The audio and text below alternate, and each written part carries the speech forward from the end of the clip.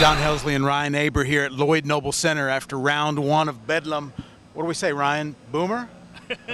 That appears to be the word of the day after Oklahoma got going early and rolled to an 82-65 blowout of the Sooners or of the Cowboys on Saturday night. It was the Buddy Hield show for the most part, Ryan. I mean, the team played well, the Sooners did. Got out to a big early lead, maintained it most of the first half, but overall, Buddy Hield with a fantastic game. Yeah, absolutely. 10 of 10 from the field, 27 points. He's been fantastic the last 3 or 4 games for the Sooners, even as they've struggled overall offensively. But he really got going with about 7 minutes left to go in the second half, scored 8 consecutive points in transition. They were rebounding the ball on the defensive end, throwing it out, and getting easy buckets on the other end. And when Buddy Hield gets easy looks, things generally go pretty well for the Sooners. Yeah, things did not go well for the Cowboys. They were down 41-20 at the half. Michael Cobbins, 0 rebounds. Phil Forte, 0 three-pointers. Ends a streak of 21 straight games with a 3 for Phil.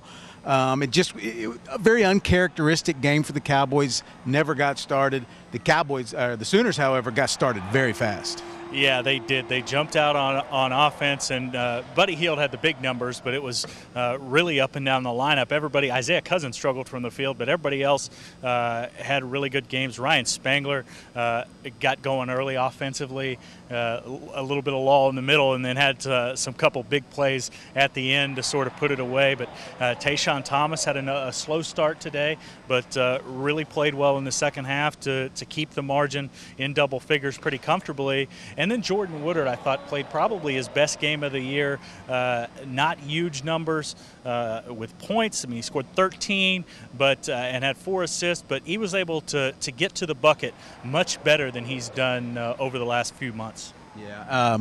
For the Cowboys, if you're looking for a bright spot, Leighton Hammonds, who scored 2 combined points over his last 4 games, comes in, hits 5 three-pointers, and he's a guy that they've really been hoping would step up and do something good. Not totally sure what to make of that in a game like this today, but maybe that's a bright spot. Some big games coming up for OU because it's a big game. It's Kansas on Monday night. Yeah, and we talk about Oklahoma State's losing streak here in Norman at the Lloyd Noble Center. This stretched it to 11. Well, Oklahoma has a similar losing streak at Allen Fieldhouse. Not that there's anything to be ashamed of that, but they've dropped 13 consecutive games there. And certainly Kansas, even though they're undefeated in the league, looks vulnerable this year. And Oklahoma, when it's been good, has been as good as any team in the league. The Cowboys now have a losing streak this season for the first time. They've lost 2 in a row. They get a big break, or what would appear to be a big break, Wednesday night. The perfect team coming in, Texas Tech, 0-5 in the league. Got beat badly at home by TCU, lost by 20. So maybe a chance there for the Cowboys to right themselves and get something going there. Yeah, absolutely. I mean, you would figure, especially with Texas Tech falling to TCU, the 2 teams without a conference win, you'd figure Texas Tech would be the perfect remedy for what ails Oklahoma State after today. All right, that's it from Lloyd Noble Center. John Helsley, Ryan Aber.